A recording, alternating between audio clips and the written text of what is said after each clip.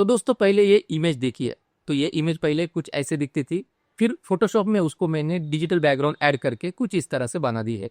तो जी हाँ दोस्तों, मैं आपको आज सिखाऊंगा कि बिना पैसे खर्च किए खुद का डिजिटल बैकग्राउंड किस तरह से बनाते हैं और उसको फोटोज में किस तरह से ऐड करते हैं। तो चलिए शुरू करते हैं। तो दोस्तों सबसे पहले हमें एक कूल बैकग्राउंड चाहिए। मैं यहाँ पे पिंटरेस्ट पे आ गया। यहाँ पे आप सर्च कर सकते हैं pinterest.com। यहाँ आपको हजारों आइडियाज मिलते हैं। तो यहाँ पे हम इंग्लिश में टाइप करेंगे डिजिटल बैकड्रॉप।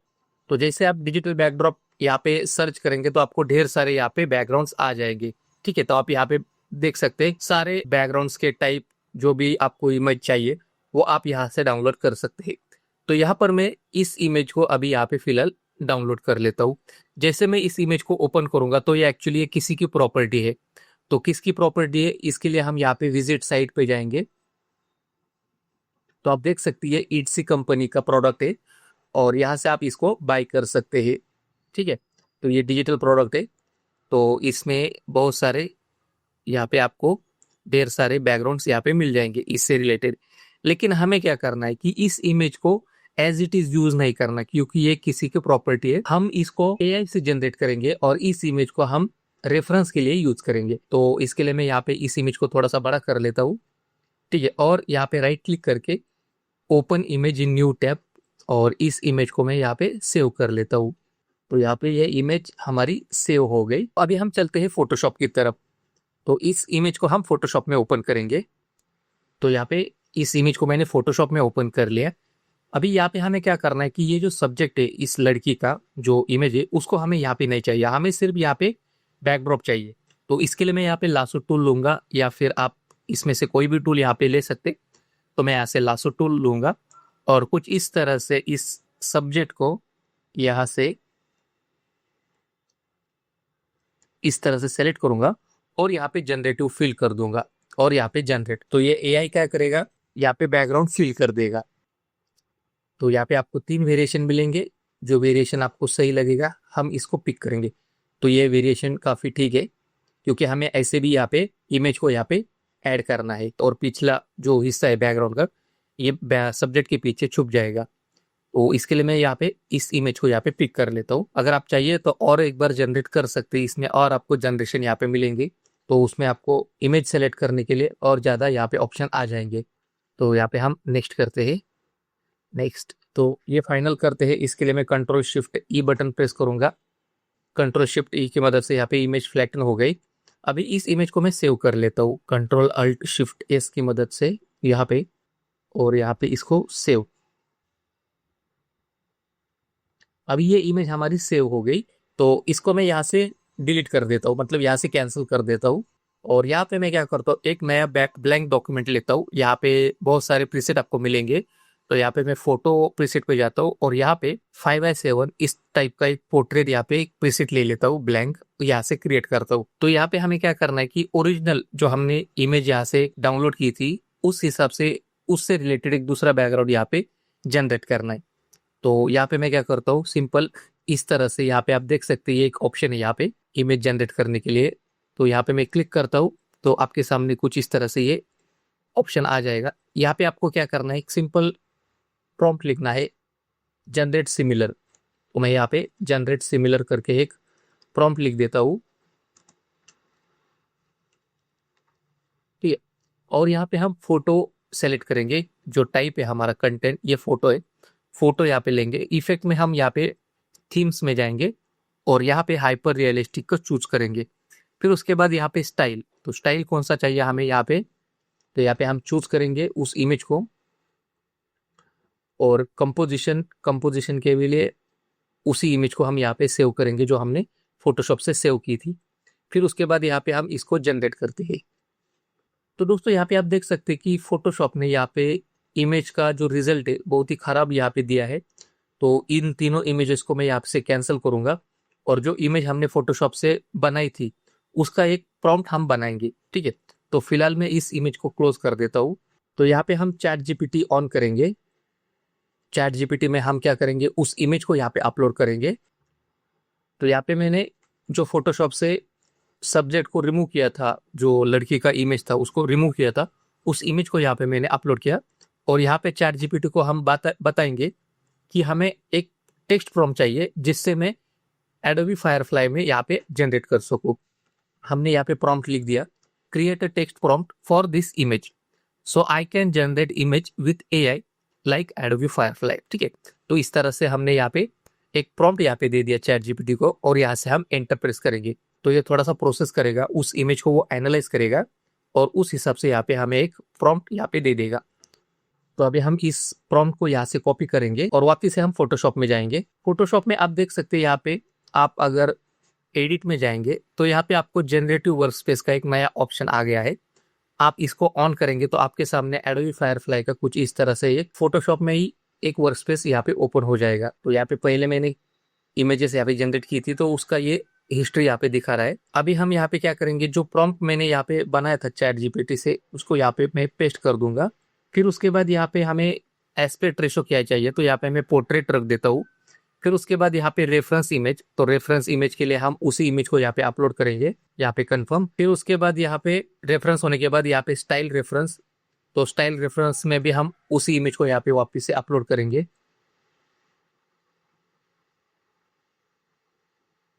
और यहाँ पे जो स्ट्रेंथ है वो हम 100% रख देंगे, यहाँ पर भी स्ट्रेंथ हम 100% रख देंगे। यहाँ पे ये 75 तक जा रहा है और ये 90 तक जा रहा है। ठीक है, फिर उसके बाद यहाँ पे इफेक्ट में आएंगे और यहाँ पे हाइपर रियलिस्टिक आपको चूज करना है। फिर उसके बाद यहाँ पे हम क्या करेंगे, यहाँ पे फास्ट मोड चाहिए तो फास्ट मोड, यहाँ पे स्लो मोड चाहिए तो स्लो मोड, तो यहाँ पे हम फास्ट मोड रखेंगे और यहाँ से जनरेट। तो यहाँ पे जनरेटिव वर्कस्पेस जो ऑप्शन है फोटोशॉप का लेटेस्ट बीटा वर्जन में आपको दिखाई देगा, ये सेम उसी तरह से वर्क करता है जो एडोबी फायरफ्लाई में काम करता है। तो यहाँ पे आप देख सकते हैं, इस इमेज को मैं यहाँ पे ओपन कर देता हूँ तो इसका रिजल्ट आप यहाँ पे देख सकते हैं। तो ये काफी सिमिलर रिजल्ट यहाँ पे आ गया है। तो ये पहला इमेज, ये दूसरा इमेज, ये तीसरा इमेज और ये हमारा चौथा इमेज। ठीक है, तो इस तरह से इसने इमेजेस यहाँ पे जनरेट करके दे दी है और फिर उसके बाद हम इसको यहाँ से डाउनलोड कर सकते हैं। ठीक है, जैसे मैं यहाँ पर इसको डाउनलोड कर देता हूँ, ये भी अच्छा रिजल्ट आ गया है। फिर उसके बाद इससे पहले वाला इसको भी डाउनलोड कर लेता हूँ। तो इस तरह से आप जो जो भी इमेजेस आपको अच्छे लगेंगे आप यहाँ से डाउनलोड कर सकते हैं। ठीक है, यहाँ से मैं इसको कैंसिल कर देता हूँ और अभी हम यहाँ पे वेबसाइट के ऊपर चलते हैं। वहाँ पे हम एडोबी फायरफ्लाई से इमेज को जनरेट करेंगे। तो यहाँ पे हम एडोबी फायरफ्लाई के वेबसाइट पे आ गए। यहाँ पे आपका सब्सक्रिप्शन ऑन होना चाहिए। तो यहाँ पे हम क्या करेंगे, टेक्स्ट टू इमेज को सेलेक्ट करेंगे। यहाँ पे देख सकते हैं एडोबी फायरफ्लाई और यहाँ पे आप चाहिए तो इमेज यहाँ पे सेलेक्ट कर सकते हैं या फिर फीचर पे आ सकते हैं। तो यहाँ पे आपको टेक्स्ट टू इमेज को सेलेक्ट करना है। मैं यहाँ पे इस पे आता हूँ तो आपके सामने कुछ इस तरह से ये वेबसाइट का पैनल ओपन हो जाएगा। यहाँ पे आपको जो नया मॉडल आ गया है एडोबी फायरफ्लाई 4 का, उसको हम यहाँ पे ओपन करेंगे। और ये दूसरा है फायरफ्लाई इमेज 4 अल्ट्रा, तो इसके लिए आपको और इसका सब्सक्रिप्शन देना पड़ेगा एडोबी फायरफ्लाई का अलग से। तो मेरा जो प्लान है फोटोशॉप ऑल क्रिएटिव एप्स का, तो उसके अंदर ये हमें ये ऑप्शन मिलता है। तो हम फायरफ्लाई 4 का इस्तेमाल करेंगे। यहाँ पे हम एस्पेक्ट रेशो 3:4 रखेंगे।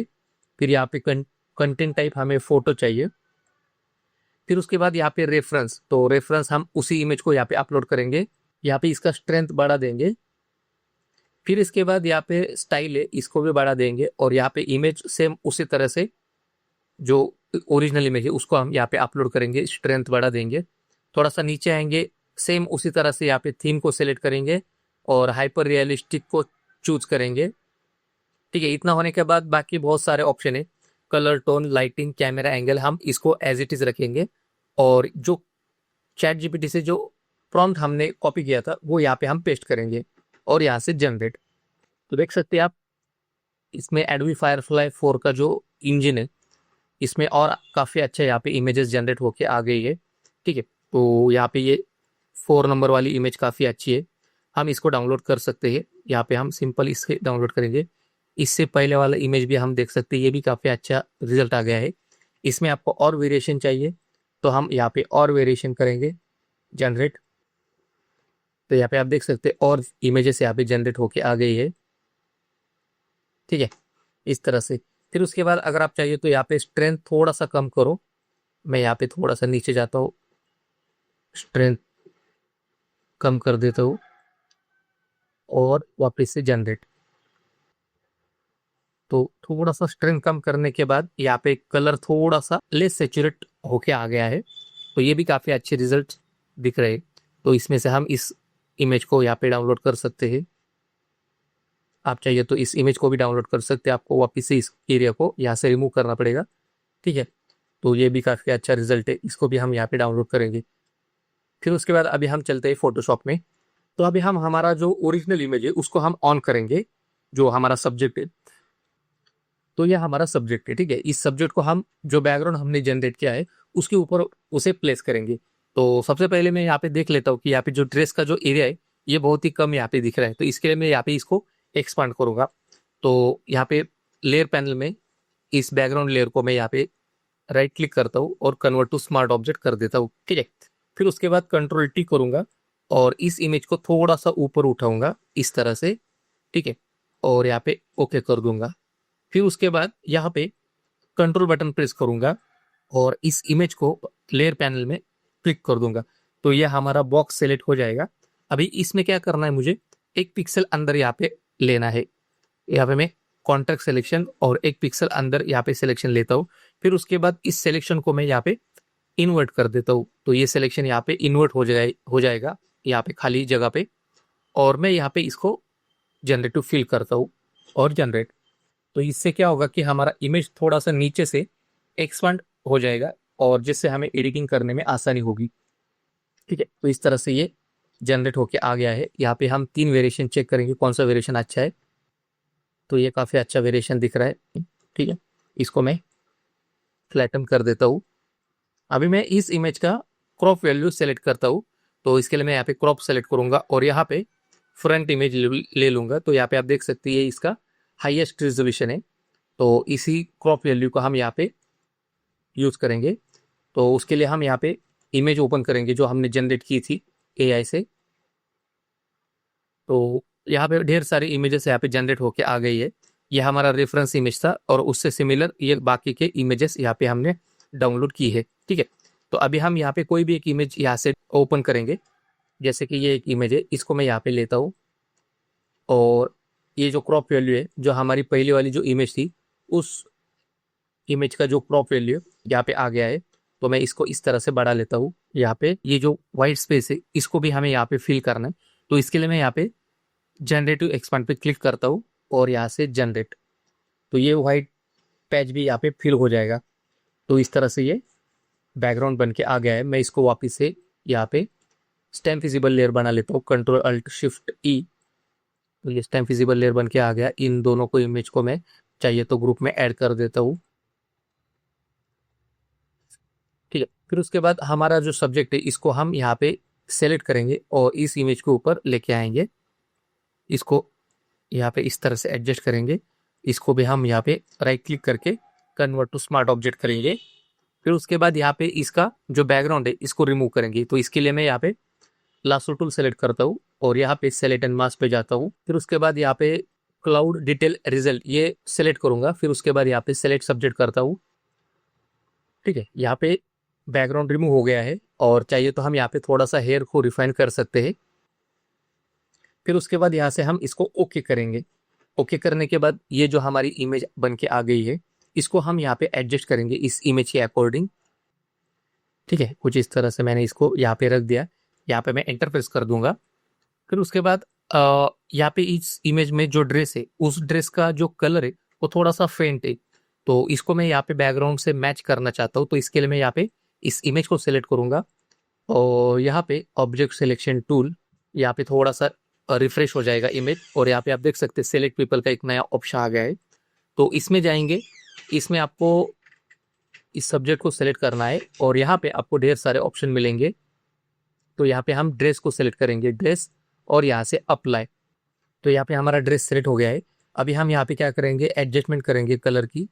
तो यहाँ पे मैं ह्यू सैचुरेशन को ऑन करता हूँ और यहाँ पे इस कलर को मैं थोड़ा सा सैचुरेट कर देता हूँ।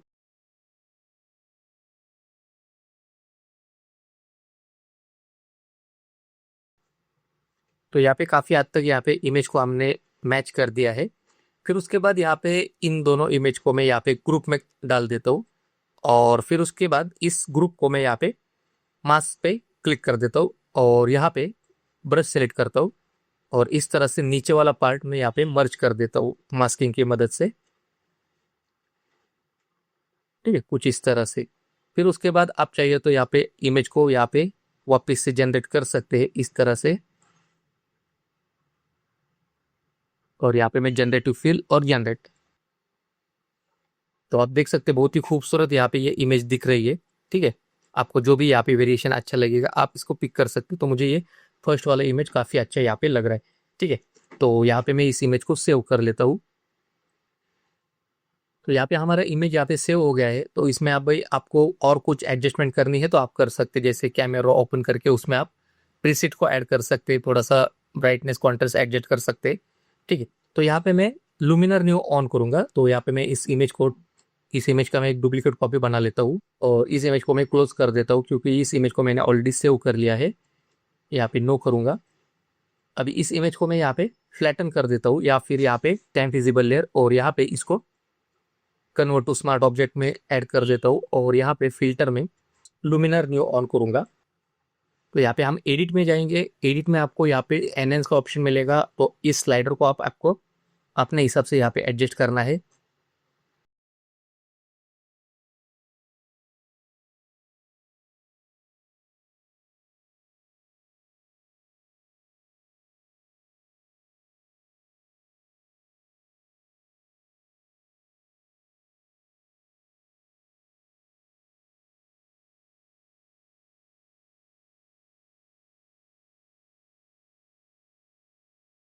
फिर उसके बाद अगर आपको ऐसा लग रहा है कि एडजस्टमेंट काफ़ी ज़्यादा यहाँ पे हो गई है, तो यहाँ पे हम सिंपल इस तरह से इस स्लाइड को यहाँ पे डबल क्लिक करेंगे। तो यहाँ पे जो 100% है ओपेसिटी, इसको हम धीरे धीरे कम करेंगे, जिससे क्या होगा कि आपको जितना आपको वैल्यू रखना है उतना वैल्यू आप यहाँ पे रख सकते हैं। तो यहाँ पे मैं 50% रख देता हूँ और यहाँ से ओके। तो दोस्तों देखा आपने, बिना पैसा खर्च करके हमने एक बेहतरीन डिजिटल बैकग्राउंड यहाँ पे तैयार कर लिया है। तो अगर आपको ये ट्यूटोरियल पसंद आया तो इस वीडियो को जरूर लाइक करें। तो ये था हमारा इस वीडियो का ये फर्स्ट पार्ट। अगले वीडियो में हम देखेंगे कि किस तरह से आप इस टाइप के इमेज को इस तरह का बैकग्राउंड यहाँ पे ऐड कर सकते हैं। ठीक है, तो मिलते हैं अगले वीडियो में।